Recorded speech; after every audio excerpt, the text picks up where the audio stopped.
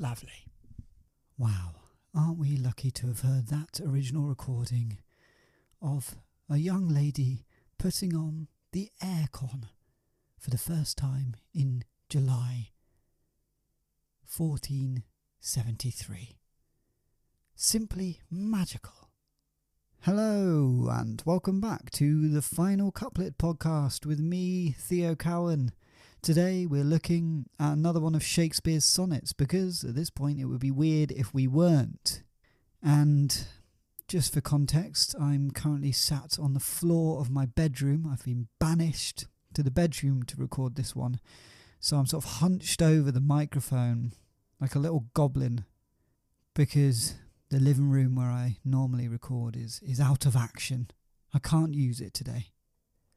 So just so you have that context in your head when you're hearing me, just imagine me, even if you don't know what I look like, just imagine a sort of pasty English man huddled over a laptop and microphone on my bedroom floor. That's a lovely little image for you.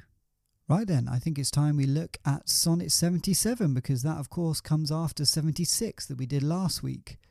And if you remember last week, Shakespeare was saying that all his work and his poetry is actually just all the same old shit, isn't it?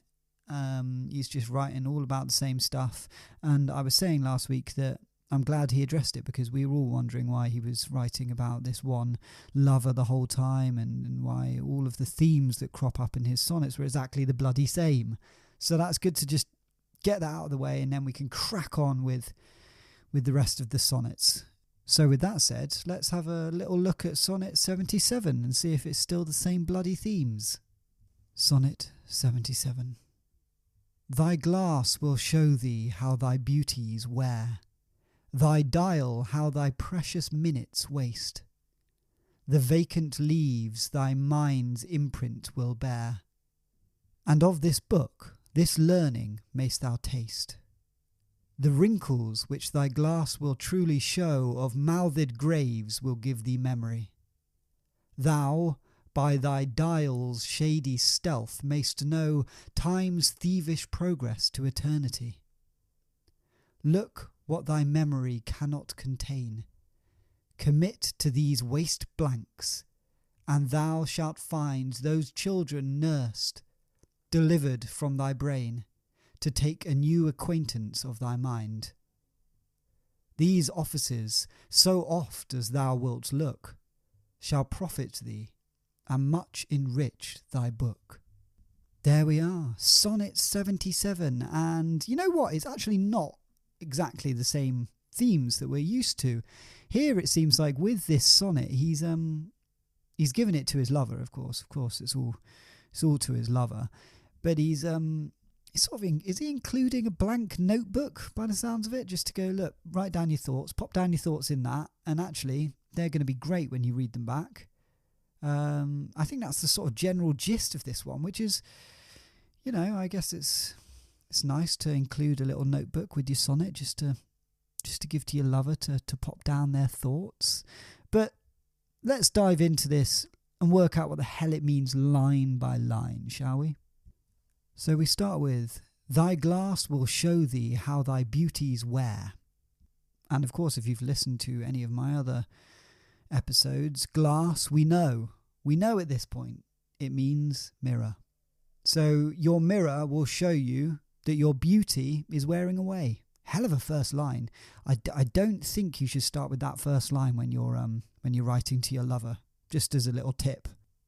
Thy dial, how thy precious minutes waste. And dial, of course, is clock. So your clock will show you how your precious minutes are slipping away. Again, quite a morbid thought to kick off the poem. The vacant leaves thy mind's imprint will bear, and of this book, this learning mayst thou taste. So here's the sort of section about a notebook, essentially. He's saying the pages of this empty notebook, this blank notebook, you pop your thoughts down on this, all right? Pop your thoughts, your mind's imprint on this book that I've included with this sonnet, sort of buy one, get one free situation. And if you do that, if you pop your thoughts down in this book, You will learn the following things from those thoughts. Are you ready? Here they come.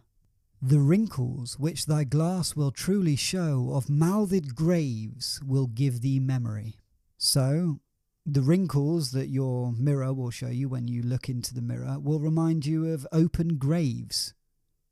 Mouthed graves, sort of. I think that means sort of open to the elements, open graves. So pretty grim. It's basically you look in the mirror and think about death. Lovely stuff.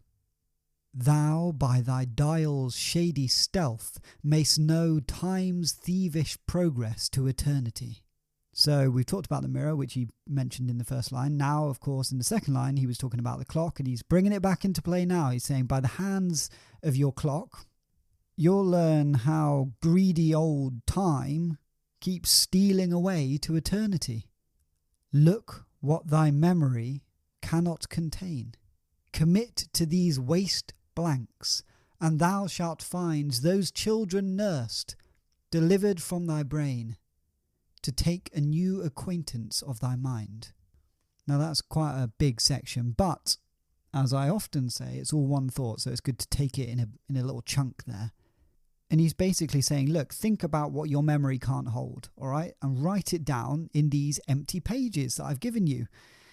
And later on, when you go to look at these empty pages, which obviously you will have filled with your writing, like I told you to do, the ideas would have grown like a nurtured child and nourished by your continuing reflection. I mean, it's almost like he's become a notebook salesman here. He's sort of really plugging the benefits of having a notebook and writing down your thoughts. And honestly, having read this, it's made me think, God, you know what, I'd quite like a new notebook. Maybe I'll go out and get one. Maybe I'll go to Paperchase right now and get a notebook.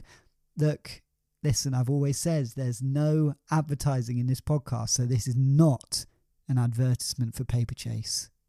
But having said that, if Paperchase want to give me a bit of money, I can plug them in every episode that I do from now on. So just if you're listening. So Shakespeare has said, look, have this notebook, write down in it some of the things that you don't think you're going to remember, and when you look back on those musings, it'll be like a new acquaintance, is what he says here, to take a new acquaintance of thy mind. So get a notebook. Well, actually, I've got you one, is what he's saying. I've got you a notebook here. Write them down. Write down your thoughts. And now, of course, we're on to the final couplet. These offices, so oft as thou wilt look, shall profit thee, and much enrich thy book. So here he's essentially saying doing these things often, aka looking in the mirror and at the clock and writing in the book that I've given you, will benefit you greatly, actually, and enrich. Now, this one he's saying enrich thy book, but I think maybe he's not talking about literally the book, the notebook that he's given him. Maybe he's talking about will enrich your life, in fact. So I think he's saying, look, doing these things that I've just said in this sonnet will enrich your life, guaranteed. That's the Shakespeare guarantee. I mean, this is making him sound a bit like a sort of pyramid scheme guy, which isn't great. But you know what? Maybe these things will enrich your life. Not for me to say. I got to say, I personally don't want to keep looking at myself in the mirror and thinking, oh God, more wrinkles. Guess I'm going to die soon. And then look up at the clock and go, oh yeah, there's time slipping away into eternity. Guess I'm going to die soon. That's no life, is it? Come on, Shakespeare. That's morbid as hell. But if there's one thing we know about Shakespeare by now, he's a morbid guy. He likes to talk about death.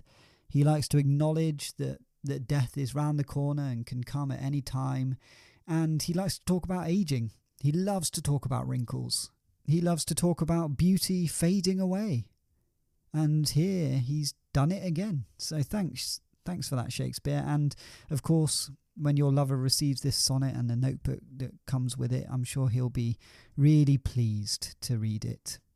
Now, I think it is about time we put this to our story. And if for some reason you're joining this podcast for the first time on Sonnet 77, what I like to do once I've broken down the sonnet is a sort of improvised story, which is a continued story. It's been continuing on for bloody ages. 77 sonnets, to be precise. And you don't need to have listened to the other stories. I'll just quickly summarise what happened in the last episode. So Shakespeare has been taken aboard this pirate ship by, of course, pirates, and he needs to pay a ransom in order for them to release him. So he's thought, who has a lot of money? My good friend, frenemy / ex-lover, Ben Jonson. So he thinks, look, I need to butter Ben Jonson up a bit because I haven't actually spoken to him for a long time. And we've got a bit of a rocky history. So he writes a love poem to Ben Jonson and then says at the bottom, look, I also need this money to be released. And Ben Jonson receives the letter and is like, you're going to have to try a little bit harder than that, Shakespeare. Just one love poem is not going to get me to cough up all of my money. So Shakespeare, on receiving this news, has written another poem. And this one was just saying, look, I know I write about all the same things and about love and stuff, but that is just because I love you so much, and that is all that I know. And so he sent that off as a message with the pirate, and that's been delivered to Ben Jonson again. So let's see how he takes this sonnet and what his response will be.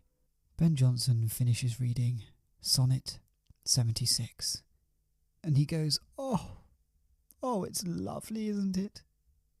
And the pirate messenger, who still stood there, says, yes, quite good, really, yes, quite well written.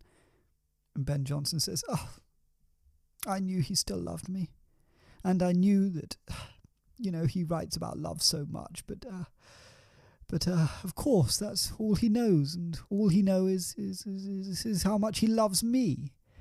Isn't that beautiful? And the pirate messenger says, yes, it's rather beautiful, isn't it? Anyway, listen, I've got to head back to the boat rather soon, so if you've got some sort of message or the money to give to Shakespeare, that would be great. And Ben Jonson says, yes. Listen, I need to sort of gather the money together, so that might take a few days. But in the meantime, can I just feel compelled to write a poem back to Shakespeare, just to sort of show my appreciation and my love. And the pirate messenger says, yes, well, just make it quick, will you? And Ben Jonson said, no, absolutely, I'll just write it quickly now. And so he goes up to his little writing desk and scrawls out a little poem for Shakespeare, expressing his love. He hands it over to the pirate messenger, who thanks him, before returning to the pirate ship. The head pirate takes the poem off him and goes, Yar, this isn't money. And the eloquent messenger pirate says, no, it's not. And Ben Jonson said he just needs to sort of get the money together. So until then, his little love poem for our little Shakespeare fellow. And the head pirate says, I guess I'll deliver it to him then. See no harm in it. He takes the poem to Shakespeare in his little cell on the ship. Here, Shakespeare, your little lover friend has written you a poem. And Shakespeare says, has he also given you the money? No, he hasn't given the money, actually. He's trying to get all that together. But until then, he's given this poem to say how much he loves you. And Shakespeare says, all right, okay, well, I guess I'd better read it. And the pirate says, well, I'll read it for you if you like. And Shakespeare says, yeah, sure, I guess. I'm just trying to sort of learn how to read properly, so this is quite good, useful for me. Shakespeare. Roses are red, violets are blue. You're really hot and I love you. Ben Jonson. And Shakespeare says, yes, not quite the standard that I expected from Ben Jonson. I thought he was rather a better writer than that. And the pirate said, Yar, I also thought he was better than that. That were rubbish. I could do better. And Shakespeare says, you know what, Mr. Pirate, you probably bloody could. And if you don't mind, do you have any sort of notebooks hanging around? Because I just feel like I need to sort of say to Ben Jonson that he needs to start writing stuff down. and thinking about things properly, so that he sort of has a bank of things to write about when he does write poetry, because this is pathetic. So I think I'm going to need a sort of notebook to give to him, sort of to accompany a little poem that I might write, just to sort of sway him to some better writing. And the pirate says, "Yar, I do have a notebook, in fact. It was given me by my great aunt as a birthday present. You're very welcome to it, 'cause I can't write." And Shakespeare said, "Oh, well, thank you kindly, Mr. Pirate." And with that, he took the blank notebook and wrote Sonnet 77 to accompany it. A sonnet just to gently nudge Ben Jonson in the direction of writing down his thoughts and maybe eventually enriching his life through writing. He handed it over to the head pirate, who handed it over to the messenger pirate, who again went back to London on a little dinghy and found Ben Jonson, this time in the Nag's Head pub. We haven't heard about the Nag's Head for a while, have we? It's still going strong. The messenger pirate spotted Ben Jonson in the corner of the pub, 5 or 6 pints deep, and approached him. "Ah, Mr. Ben Jonson, it's me, the messenger pirate. Now listen, I have a little sonnet for you from Shakespeare." And Ben Jonson said, "Oh, fantastic, that's really great. Oh, lovely Shakespeare. Oh, fantastic, another sonnet. Oh, is it saying how much he loves me?" And the messenger says, "Well, sort of, in a way, and I guess this one's maybe a little bit more educational. Anyway, he told me to give you this, and also this." And he handed over to Ben Jonson the blank notebook. Ben Jonson says, Oh, great, he's given me a little notebook as well. That's a nice notebook. I wonder why he's given me that. I've got loads of notebooks. I'm a writer, after all, one of the best around." And the messenger says, "Look, I think, Ben, old chap, I think you should read the poem, and then you might understand why he's giving you the notebook as well." So with that, Ben Jonson opened up Sonnet 77, cleared his throat, because for some reason he was reading it aloud, and read Sonnet 77. "Your mirror will show you that you're slowly growing ugly. Your clock, how your minutes are slipping away. Your thoughts can be put down on the empty pages of this book, and you will learn this from those thoughts. The wrinkles that your mirror shows you will remind you of open graves. You can tell from your clock how greedy time keeps stealing away to eternity. Think about what your memory can't hold and write it down on these empty pages, and later you'll discover those ideas have grown like a nurtured child nourished by your continued reflection. Doing this often, aka looking in the mirror and at your clock and writing down your thoughts, will benefit you greatly and enrich your life." So there we have it, Sonnet 77. Shakespeare still on that bloody pirate ship. Ben Jonson hasn't got the money together to bail him out, and I wonder if Shakespeare has ruined his chances of being bailed out by giving some criticism to Ben Jonson. That is not the way to get yourself some money. I hope this doesn't come back to bite him. We'll be sure to find out next week on the final couplet. Until then,